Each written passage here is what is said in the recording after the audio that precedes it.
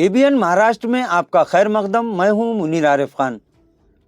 नाजरीन, एक तरफ तो बरसरे इख्तिदार सियासी पार्टियां और ख़ासकर शिवसेना बीजेपी तो शुरू ही से हिंदुत्व का राग अलापती रही है और इसी शोशे को इस्तेमाल करके गुज़िश्ता कई दहाइयों से आवाम के मजहबी जज्बात का खिलवाड़ करते हुए और इनके मजहबी जज्बात को सियासी तौर पर इस्तेमाल करके ये पार्टियां अपना और अपनी पार्टियों का उल्लू सीधा करती रही हैं और इख्तिदार के मज़े भी लूट रही है।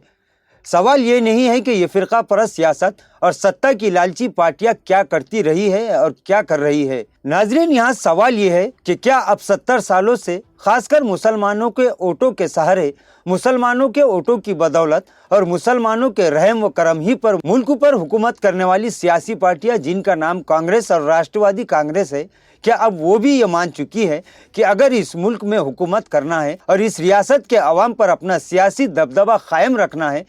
तो इन्हें भी मजहब और ज़ात पात की सियासत करना ही पड़ेगा।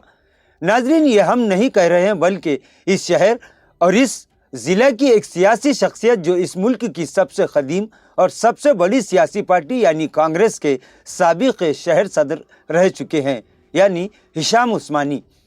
नाजरीन, हिशाम उस्मानी ने कहा कि अब कांग्रेस का सेकुलरिज्म कहाँ चला गया। दरअसल उन्होंने ये सवालात इस वक्त उठाए जब इस मुल्क की अहम रियासत मध्य प्रदेश में, जहां गुज़िश्ता कल ही राय दही हुई, सियासी पार्टियों का मुस्तकबिल EVM मशीनों में बंद हो गया।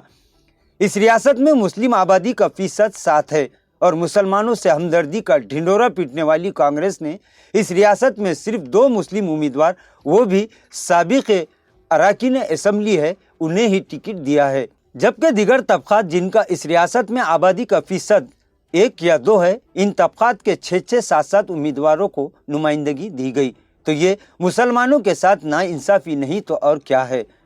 नाज़रीन, हिशाम उस्मानी ने कहा कि अगर हकीकत में देखा जाए तो मध्य प्रदेश की कम से कम 16 या 17 सीटों पर मुस्लिम उम्मीदवारों को नुमाइंदगी दी जानी चाहिए थी, लेकिन शायद कांग्रेस खुद ही मुस्लिम क़यादत और मुस्लिम सियासत को ख़त्म करना चाह रही है। यही वजह है कि वो इस समाज के साथ, जिस समाज ने कांग्रेस को बुरे वक्त में सहारा देने का काम किया, और इसी समाज के साथ कांग्रेस अब नाइंसाफ़ी करके अपना असली चेहरा दिखाने लगी है। नाज़रीन, हिशाम उस्मानी का कहना भी दुरुस्त है, क्योंकि इस मुल्क के एक बड़े नेता काशीराम ने एक नारा दिया था कि इस मुल्क में जिसकी जितनी आबादी उतनी हिस्सेदारी पर अमल होना ज़रूरी है, लेकिन सियासी पार्टियां इससे हटकर अब ज़ात पात और मजहब की सियासत पर अपना पूरा फोकस कर रही है, जो न सिर्फ इन सियासी पार्टियों के लिए बल्कि इस मुल्क के लिए भी नुकसानदेह है। नाजरीन, कर्नाटक में इस वक्त कांग्रेस की हुकूमत है और यहाँ कांग्रेस की हुकूमत बनाने में सबसे अहम रोल मुसलमानों ने अदा किया, यानी कर्नाटक के किंग मेकर मुसलमान ही रहे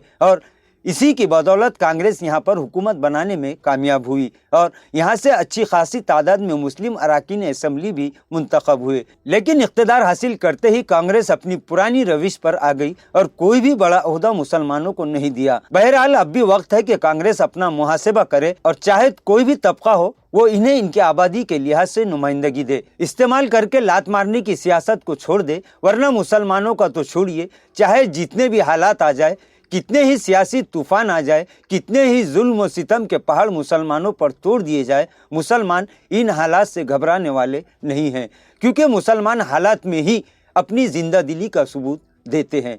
नाज़रीन, कांग्रेस पार्टी का और इसके सेकुलरिज्म का सवाल है, अगर इसी तरह की नाइंसाफ़ी मुसलमानों के साथ की गई तो इन पार्टियों का सियासी बेड़ा गर्क होने में देर नहीं लगेगी और कांग्रेस की इसी दोगली पॉलिसी की वजह से दिगर फ़िरका परस्त हिंदू मुस्लिम सियासी पार्टियां अपने पाँव पसार रही हैं। लिहाजा इस जानिब कांग्रेस के आला कायदीन को तवज्जो देने की ज़रूरत है।